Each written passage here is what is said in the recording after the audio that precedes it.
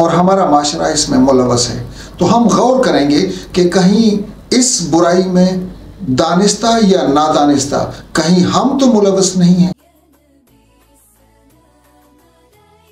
बिस्मिल्लाहिर्रहमानिर्रहीम। आज हम एक माशरती बुराई का जिक्र करेंगे जिस बुराई के मुतालिक कुरान मजीद ने बहुत सख्त अल्फाज इरशाद फरमाए। इरशाद हुआ है, वला यग़्तब बाज़ुकुम बाज़ा अयुहिब्बु अहदुकुम अन याकुल लहमा अखीहि मैतन फकरहतुमुह। सूरतुल हुजरात में अल्लाह तबारक व तआला ने इरशाद फरमाया कि कोई भी शख्स किसी दूसरे की गीबत न करे, किसी दूसरे शख्स की बुराई बयान न करे।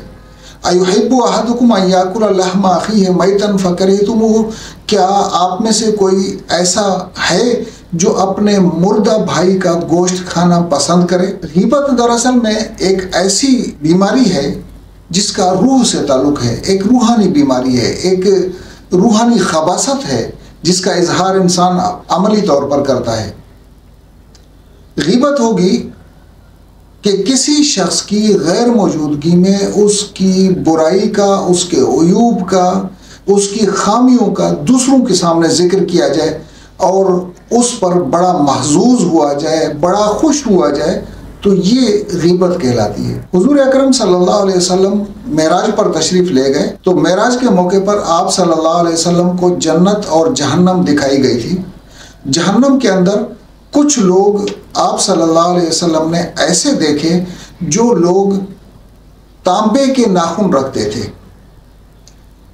इस तांबे के नाखूनों से वो अपने चेहरे को और अपने सीने को नोच रहे थे। तांबे के नाखून इसलिए कि तांबा दूसरी तमाम धातुओं से ज़रा मुख्तलिफ धात है। इस धात में अपना एक असर होता है। जब इस धात को गर्म कर दिया जाता है तो इसकी गर्मी, इसकी शिद्दत कुछ ज़्यादा देर तक कायम रहती है। और तांबे में एक ऐसी खासियत है कि इसको ज़रा सी नमी छू जाए तो ये तांबा जहर बन जाता। तांबे के नाखूनों के साथ वो लोग अपने चेहरे को और अपने सीने को नोच रहे थे।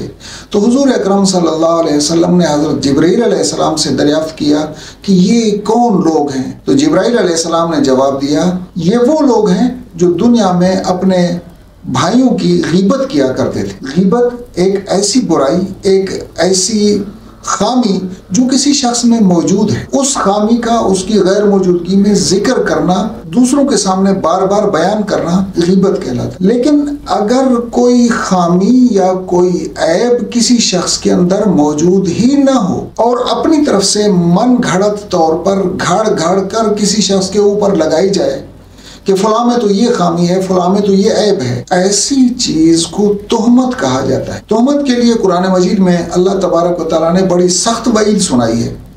लुइनु फिद दुनिया वल आखिरा के अल्फाज इस्तेमाल फरमाए कि ऐसे लोगों पर दुनिया में भी लानत होगी, आखिरत में भी लानत होगी।